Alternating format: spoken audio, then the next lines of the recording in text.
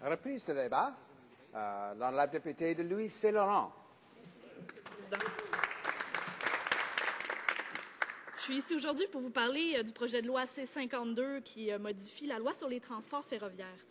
Je suis la première surprise de dénicher dans un projet de loi concernant le transport ferroviaire matière à colère.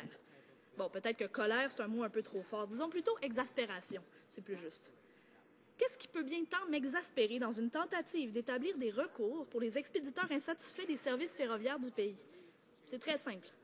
Qu'on fasse semblant de s'occuper du problème qui les afflige pour donner l'illusion d'être en train d'agir. Et remarquez que j'ai dit exaspéré et non pas surprise parce que, décidément, ça devient une habitude. C-52 est emblématique de l'incurie habituelle du gouvernement conservateur. L'expédition par rail, c'est la sève qui alimente et qui irrigue la vie économique du Canada. De toutes les entités politiques du monde, ce pays existe parce que des rails l'ont formé. Il s'est agrandi par ses chemins de fer, par eux et pour eux. Aujourd'hui encore, la qualité des infrastructures ferroviaires a une incidence directe sur toute la vie économique du Canada. Je ne l'apprends pas au gouvernement, il le sait très bien.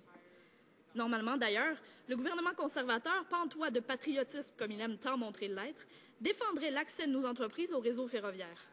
Il y a presque 150 ans, au début du grand essor confédéral, c'était le nerf de la guerre. Et ce fut toute une époque presque héroïque, un temps où le Canada rêvait de défier le monde entier. Mais tout ça, c'est le 19e siècle.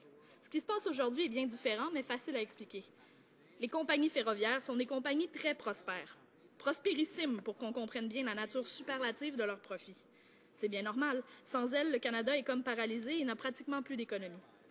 D'ailleurs, détail crucial que je nomme, même si c'est presque inutile, il n'y a que 2 transporteurs ferroviaires au Canada. Le ministre avait eu ce mot de duopole pour décrire la situation, et ce mot a plu lors de la première heure de débat. Moi, il ne me plaît pas du tout, parce que duo signifie beaucoup plus de pair que simplement 2 ici.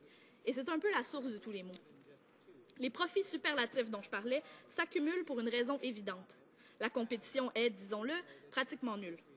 Ces 2 sociétés se partagent donc tout le gâteau du transport par rail au Canada, et un peu au-delà même, depuis toujours. Ce sont de grandes compagnies historiques canadiennes. Du moins si le qualificatif canadienne peut encore s'appliquer malgré la privatisation. Et c'est ici toute la motivation du gouvernement. Ne froissons pas trop les grandes compagnies qui gagnent si bien leurs profits. Si des litiges ont lieu entre ces compagnies et les menus expéditeurs, donnons aux compagnies le pouvoir de les faire taire facilement. Certains diraient même avec des miettes. On pourrait protester, dire que c'est contre-productif, que c'est irrationnel d'agir comme ça. Et oui, ça l'est. Mais ça serait oublier que d'abord et avant tout, ces gens, le gouvernement et les compagnies ferroviaires, se connaissent et se parlent. Ces gens partagent une certaine, ne disons pas connivence, disons plutôt une certaine sympathie. Oui, ils se sont mutuellement sympathiques. Ensuite, dans le carcan intellectuel du puritanisme, base de toute l'approche conservatrice, c'est une évidence que le plus fort tient sa puissance de la volonté divine directement et ne devrait pas être opposé. Le succès, c'est la faveur de Dieu le Père. Mettez ça ensemble et vous obtenez l'inspiration de C-52. Et pour tout le reste aussi, bien sûr. Voici en quoi ce résultat, ce C-52, m'exaspère. J'anticipe déjà la réplique. La reprise économique est trop fragile. Il ne faut pas faire de vagues. Mettre toutes les chances de notre bord. Ne causons aucun tort à l'efficacité des compagnies ferroviaires, pas pour des broutilles de fonds de campagne qui, au pire, valent 100 000 $. Après tout, on ne se réinvente pas ici. C'est pas en plein mois de février que ces gens vont tenter le défi de la réflexion en profondeur. C'est encore la même histoire. Après toute cette attente, le gouvernement défend comme un damné un projet de loi typiquement faible et méprisant. Rebaptisons-le C-52 ou projet de loi qui dit que les compagnies ferroviaires peuvent se sortir de n'importe quel contrat pour 100 000 $, et nous y sommes. Comprenez-vous l'aubaine? Les liens ferroviaires sont des choses concrètes qui permettent des échanges et des retombées économiques tout aussi concrets. L'impact est direct à tous les niveaux de la vie économique. Si les expéditeurs éloignés ne peuvent plus se fier aux 2 compagnies nationales, ils pourraient tout aussi bien ne pas exister du tout. Si on les néglige, c'est qu'on refuse de les laisser, eux et leur communauté, participer à l'essor du pays. Mais tous les chemins qui partent des marges convergent vers le centre. Pour un gouvernement qui prétend être prêt à remuer chaque pierre pour trouver la prospérité, c'est singulier. Pour des gens qui ne perdent pas une occasion de clamer par-dessus tout le monde que la droite est le moyen le plus sûr d'assurer un bien-être commercial, c'est plus que révélateur. Est-ce que c'est ça le majestueux plan de relance du gouvernement conservateur pour les régions éloignées? Oui, sans retour. C-52 en est une preuve sonnante. Exploitez les ressources, transformez-les, mais n'essayez pas de les vendre, tous les wagons sont pris.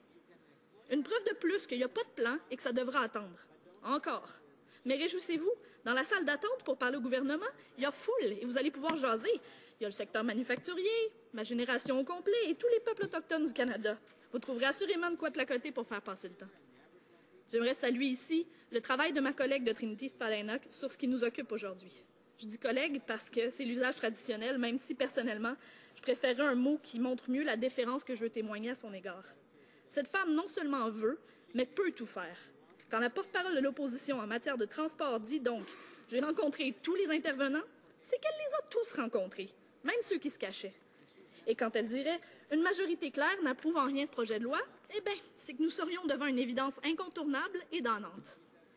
Le gouvernement pourra sortir tous les adjectifs du Oxford English Dictionary pour se justifier, se défiler et faire croire qu'il a œuvré d'arrache-pied pour veiller à rétablir l'équilibre. Ça demeure un monologue dans un hall de miroirs. Voilà ce qui m'exaspère tant. J'espère que je m'exprime clairement ici. Les écarts logiques entre ce que le gouvernement dit faire et ses motivations réelles me navrent. Le besoin urgent de pallier au manque des compagnies ferroviaires était une occasion rêvée pour le surconfiant gouvernement conservateur de montrer qu'il savait travailler.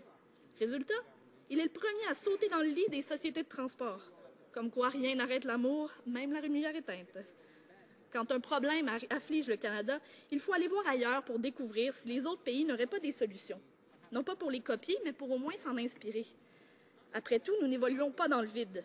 Je parle géographiquement, bien sûr, parce qu'intellectuellement, c'est flagrant qu'on a accepté le règne de la vacuité de l'autre côté. Au Canada, depuis une cinquantaine d'années, le souci que nous avions l'habitude de porter à notre système de voies ferrées s'est presque complètement estompé. C'est clair que lorsque le transport par train des passagers a cessé d'être un fait courant, le train et tout le réseau incroyable qui parcourt le pays comme les bras d'un delta a pâli dans l'image populaire. Cet effort surhumain qui avait rallié un demi-continent s'est tout à coup atrophié. Alors qu'en Europe, la vitalité du train est tout autre. Combien de fois j'ai pu constater ou entendre les réflexions de Québécois en voyage en Europe qui étaient ébahis de la qualité des infrastructures ferroviaires de l'Union européenne. Quand on débarque à la gare centrale de Berlin et qu'on aperçoit le nom Bombardier écrit en lettres blanches géantes au milieu de la grande verrière, on a de quoi être fier. Mais bien vite, on remarque la différence incroyable qui persiste entre les trains européens construits par Bombardier et les engins désuets que nous endurons partout chez nous, faute d'envergure politique. L'Union européenne ne recule devant rien pour s'assurer que son système ferroviaire, un enchevêtrement de rails énorme qu'elle a hérité des systèmes nationaux de 27 et bientôt 28 pays, soit le plus compétitif du monde. L'Europe comprend mieux notre propre exemple historique que nous-mêmes.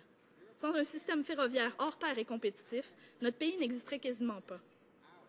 Le projet de loi C-52 peut sembler être un simple réajustement légal concernant une situation que le public pourrait gentiment négliger. En fait, c'est tout le contraire. C'est le gouvernement qui le néglige. Un organe où le sang ne parvient plus sèche et meurt. Il entraînera, nolens volans, le reste de l'organisme à sa suite. C'est une image un peu bête et dramatique, mais juste dans une certaine mesure. Pour conclure, Monsieur le Président, je vous dirais qu'un pays, c'est comme une maison. Et le Canada, c'est une maison construite sur un beau grand terrain. Ce terrain fait rêver. On pourrait y bâtir des petites annexes, y aménager des jardins, y ériger un poulailler. La maison elle-même, déjà vaste, pourrait facilement être améliorée puisque nous disposons du bois nécessaire et des charpentiers. Le NPD, lorsqu'il aura le dernier mot dans les affaires de la maison, travaillera fort pour rendre cette maison que nous partageons tous plus confortable, plus conviviale et belle.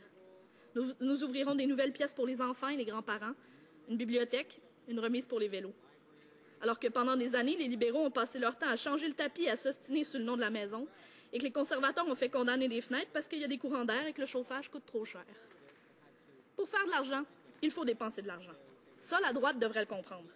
Allez donc créer des emplois dans le transport ferroviaire au lieu de vous laisser compter fleurettes par les compagnies de transport qui ont tout à gagner à vous séduire. Mais de toute façon, c'est déjà fait et voici le fruit de leurs entrailles qui a déjà 6 ans, C-52. Merci, Monsieur le Président.